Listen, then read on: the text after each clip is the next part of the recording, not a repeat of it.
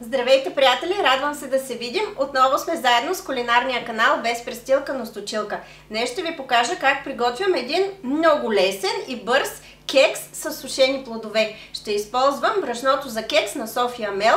В него има набухвател, така че както ще видите в рецептата няма да добавя бакпулвер. Започвам. В купата слагам 2 средни яйца. Добавям 180 грама кристална захар, както и едно пакетче ванилова захар. Разбивам всичко с миксера до гладка смес.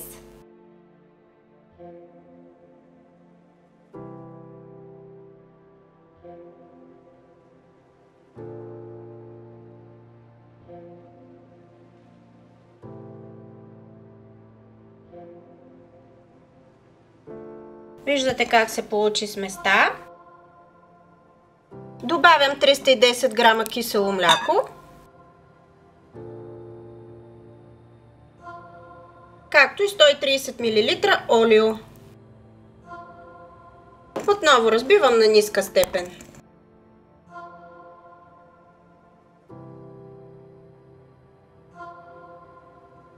Изсипвам 280 грама брашно за кекс.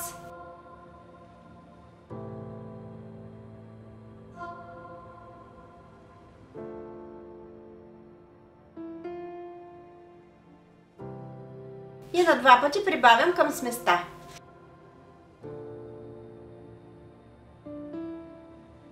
Разбърквам леко и пускам на ниска степен.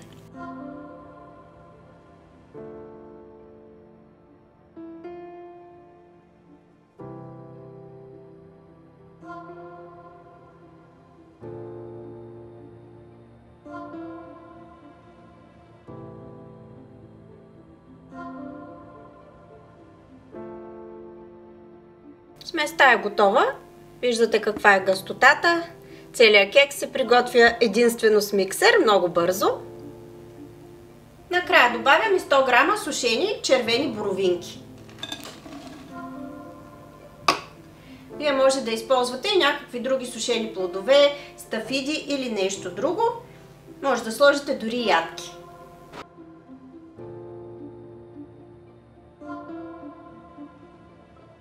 Прехвърлям във формата за печене. Моята е с размери 35 см на 11 см, измерена в горната част. Слагам вътре сместа.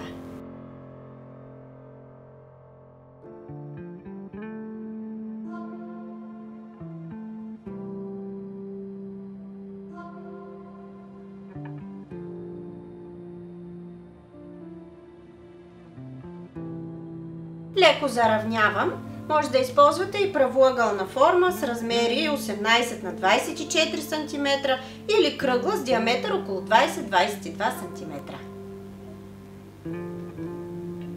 Ще пека кекса в загрята фурна на 180 градуса, средно ниво на решетката, включен горен и долен реотан до готовност. Проверявам с дървена клечка, тя трябва да излиза суха без остатъци от мокро тесто.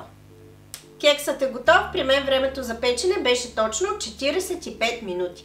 Както ви казах, готовността проверявам с дървена клечка, която трябва да излиза суха, без остатъци от мокро тесто. Сега ще извадя кекса от формата и ще видите как ще продължим. Мажа отгоре с конфитюр от ягоди. Може да използвате и някакво друго сладко или конфитюр според вашия вкус. А може просто да поръсите и пудра захар.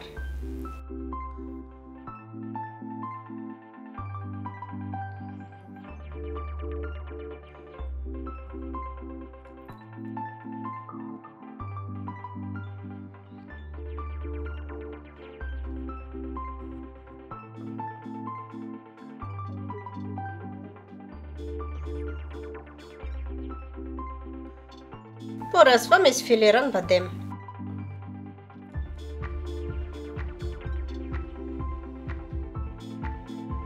Дойде време да разрежа. Получава се много мек и много красив.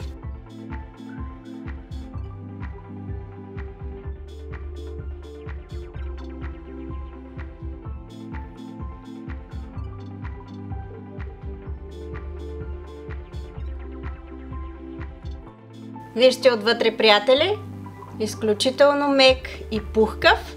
един различен кекс. Сега ще разчупя.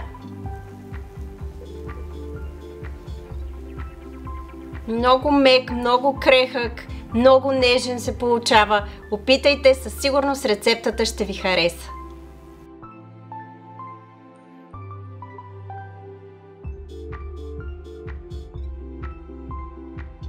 И сега, разбира се, дойде момента, в който ще опитам това, което си приготвихме днес.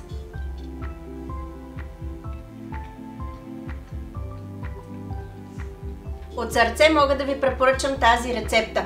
Много нежен, много крехък, много мек, хубав, пухкав кекс. Ако искате тази вкусотия и във вашия дом, опитайте рецептата, доверете се на 100%, гарантирам ви, изключителна е. Ще се радвам да се абонирате и за канала Без престилка, но с точилка, ако все още не сте го направили. И разбира се, натискайте камбанката, тя винаги ще ви уведомява, когато качвам нова видеорецепта. До нови срещи, приятен апетит! Доверете се, рецептата е топ!